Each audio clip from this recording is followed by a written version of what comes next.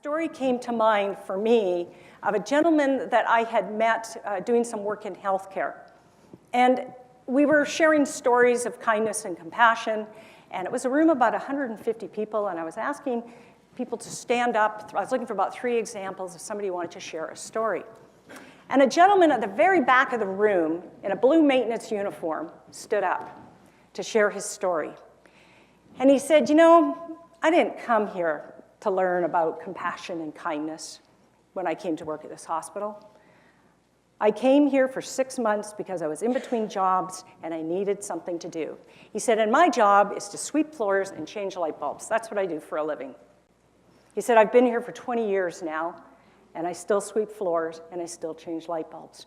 But I have to tell you, in that 20 years, I have watched people as they've dealt with people who are ill and dying, people who are sick in all different varieties of illness. And I have watched how caregivers, I have watched how volunteers and family members, a little touch, a little word, a little comment, eye contact, and I silently watched for 20 years as people exhibited this. He said, and then one day a gentleman walked in to the foyer of the hospital, and the hospital has this great big huge foyer, which was kind of daunting. And he said he saw him walk in and he stood in the middle of the foyer.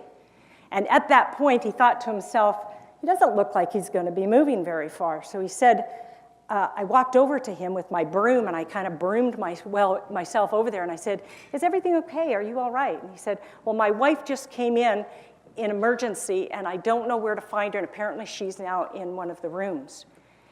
And the man in the blue maintenance uniform said, well, if you just go over there, they'll help you figure out where she is in the reception line. So the man patiently waited in the lineup. And then he eventually came back out. He went back into the center of the foyer, and he froze again. He's thinking, not again. So he walks over with his broom, and he says, is everything all right? Did you find where your wife's room is? Yes, but I don't know where the elevator is.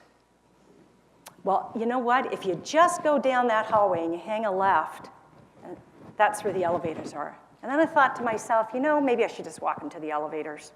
Well, now that I'm at the elevators, maybe I should just press the 7th floor. Well, you know, maybe I should go up to the 7th floor with him because it's very confusing when you get up there or to find the nurse's station, so up he goes. And he sends the man off to the room. And then at a certain point, something inside of him said, don't get back in the elevator. So he waits by the elevator, and the man finds out what room his wife is in. He gets all the way down to the end of the hallway, and he stops again. And he comes running back, and he says, what happened? I thought you found your wife's room. I did, but I realized that I parked my car in the tow zone right in the front of the hospital because I was so worried about my wife, and they're going to tow me. And the man in the blue maintenance uniform said, that's when I got it. I really understood what kindness and compassion was.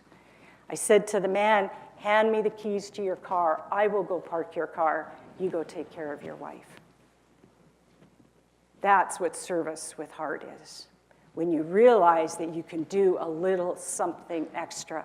And what kindness does is it invites us to pause, it invites us to reflect, and it invites us to alter our next move in a slightly different way.